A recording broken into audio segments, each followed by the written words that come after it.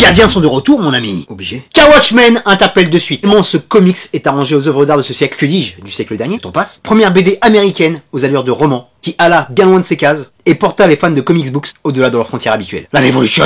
Alors quand tu me parles d'une série sans savoir réellement où situe le bousin, reboot, suite du comics, suite du film, c'est à la fois intriguant et flippant. Car tu as peur du massacre d'une œuvre sans pareil, qui va retourner la planète entière tellement on est des haters en ce moment. T'as vu ce qui s'est passé avec Star Wars, hein? Mes 3 lettres révolutionnaires sont invitées à la partie et m'ont de suite rassuré. HBO. It's not TV, it's HBO. Avec un de ses meilleurs fers de lance à la barre, même si lui est assujetti aux polémiques, la mienne Lindelof a réussi à plus me convaincre avec Leftovers que Lost, autre histoire. Je me suis dit que le combo était presque parfait. Et moi, sur le papier, c'est toujours ça le problème. Et le rendez-vous était pris. Et mon pote, j'ai pris ma baffe dès l'introduction! Parce que c'était fou.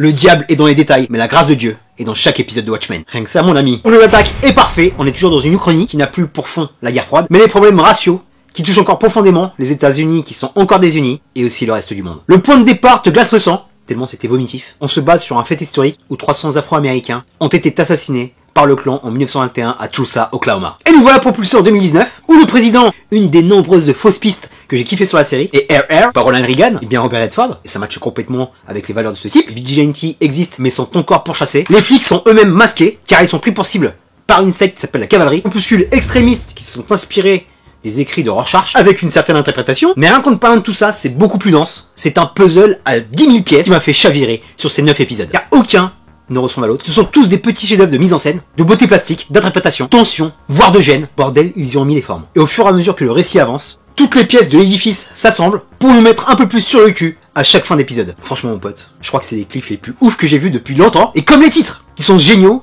qui sont aussi des majors en l'air, je le pense, de Lindelof à tous ses détracteurs. Bref, ça fourmille d'idées, c'est vraiment réfléchi. Ils sont pas arrivés comme ça en prenant juste le nom Watchmen, ils ont essayé de vraiment donner une proposition de suite cohérente par rapport à ce qu'avaient fait Alan Moore et Dave Gibbons. Et les mecs ont vraiment réussi à adapter l'inadaptable. C'est-à-dire que c'était pas évident avec le film, mais là en série, de le prolonger sur 9 heures, d'être des dingues. Car ça fourmille de bonnes idées, des idées logiques, des idées en lien direct avec l'histoire de l'Amérique. Un what if qui fonctionne à 100%. Génial d'avoir situé l'action en race campagne à Tulsa, Oklahoma. Ça change complètement des idées reçues qu'on a sur les super-héros qui agissent dans de grandes métropoles. Le Vietnam en 51e état. Encore une fois logique, parce qu'ils ont gagné la guerre précédemment avec le Dr Manhattan et le comédien. La symbolique des masques, qui est très bien travaillée, qui nous donne tout un côté psychologique. Là aussi avec différentes perceptions des différents personnages. Et comme je te l'ai dit, ici on est dans la vraie suite du comics. Si tu l'as lu, tu vas comprendre de suite. Si tu l'as pas lu, c'est un peu plus compliqué. Tu peux quand même kiffer, hein. Ils font beaucoup de clins d'œil, sans en faire des caisses. C'est tout à fait digeste, car cette proposition va vraiment de l'avant. Avec de bons résumés, beaucoup de dialogues très forts, des explications littérales d'anciens personnages. On peut voir toutes les fêlures, les conséquences des précédents épisodes. Tellement ils en ont pris dans la gueule.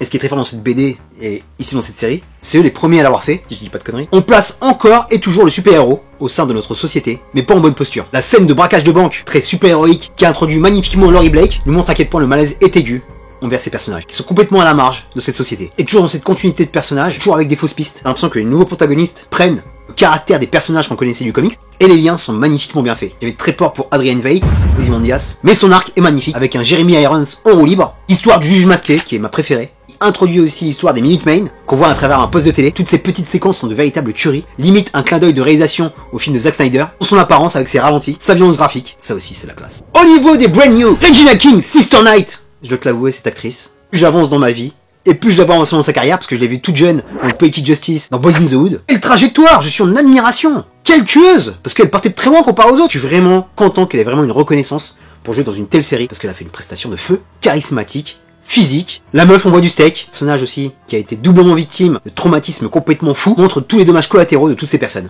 Idem aussi au niveau du personnage de Looking Glass. Tim Blake Tennyson lâche une performance magnifique, parce que lui aussi c'est une fausse piste. Vu sa tenue, c'est un personnage qui va te prendre à contre-pied. Mais j'ai failli te spoiler, mais je me suis retenu. Idem au niveau du sénateur qui est là pour nous rappeler John Fitzgerald Kennedy, juste avec ses initiales JK. Je pense directement à lui quand je vois en apparence. Les anciens, Don Johnson. Tu te demandes si c'est un ancien Watchmen ou c'est un nouveau protagoniste. Ils ont ressuscité Hugo Gossett Jr. Quel plaisir de le voir. C'est un de mes acteurs de ma jeunesse. Et de le voir là, alerte, toujours enfant, mais qui a un super rôle central dans cette série. J'étais super content. Ça m'a ému. La mystérieuse Lady Trier, l'ex Luxorette en puissance. Bon, je vais m'arrêter là parce que franchement, j'ai trop spoilé là. Il y a trop de choses à dire. Je vais être bref. C'est un tour de force narratif, de conception. Et les scores, mon pote. J'ai l'impression que c'est John Carpenter qui les a fait. Ça te met dans une ambiance. Dois-je te mentionner toutes les prises de tête sur les cadrages. C'est une série qui est vraiment à revoir parce que J'en ai oublié la plupart. Avec ce jeu de miroir, ces symboles, toutes ces références aux comics, ces références à l'histoire de l'Amérique, ils ont mis mes neurones en ébullition. Et c'est ça qu'on aime. Et toute série se respecte, te donne une bonne fin. Et là, l'épilogue est monstrueux. Une vraie fin ouverte qui me dit stop, arrêtez tout, arrêtez-vous là, arrêtez Watchmen ici. J'ai besoin de le reprendre même si j'ai envie de revoir du Watchmen. Et je me dis c'était tellement bien que j'ai peur qu'ils le gâchent sur une saison 2 même si la saison 2 n'est pas prévue. Je ne sais pas s'ils vont en faire une anthologie. Je sais pas. Mais c'était vraiment canon. Faites ta libre interprétation de ce qui s'est passé. Les arcs ont été conclus, il n'y a pas d'ouverture possible. Damien Lindelof a tout scellé comme il faut. Je pense que ce mec-là est vraiment traumatisé de ce qui s'est passé sur Lost. Il voulait pas repartir en dépression, donc il a fait le taf. Bref, il n'y a pas une rature. Et pourquoi tout gâcher? Nous donnons peut-être une saison bancale. Calmez-vous. Donc pour conclure sur Watchmen mon pote, c'est beau, c'est primordial, c'est incontournable en 2019, tu vas être au top de tes séries. Et si tu veux briller en société, va mater cette série, tu ne peux pas passer à côté. Tout a été fait avec minutie, avec amour. C'est tout le temps difficile d'explorer de nouvelles voies, surtout sur une œuvre qui est aussi culte, une œuvre où tout le monde a son mot à dire, où tout le monde est attaché, surtout quand tu kiffes le comics. Mais le travail d'écriture est tellement formidable, courageux, parce qu'il fallait avoir des couilles pour proposer ça. Je suis vraiment bluffé par le travail qui a été accompli, tous ces gens. Une série qui marquera la culture en 2019. Que ce soit au cinéma, dans la musique, partout. Message à Alan Moore. Je sais que tu fais le vieux grincheux, et je te promets, en regardant cette série, même toi tu vas kiffer. Donc dis-le! Je sais que t'as apprécié le taf de ton héritage. Alors descends de ta colline, et viens kiffer avec nous mon pote.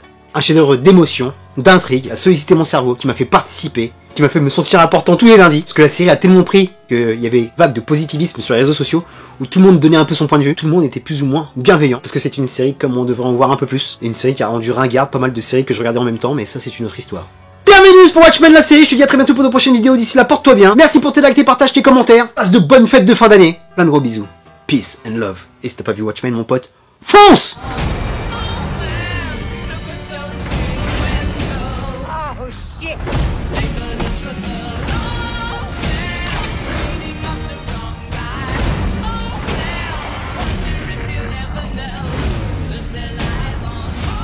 Nothing ever ends. It's only just begun.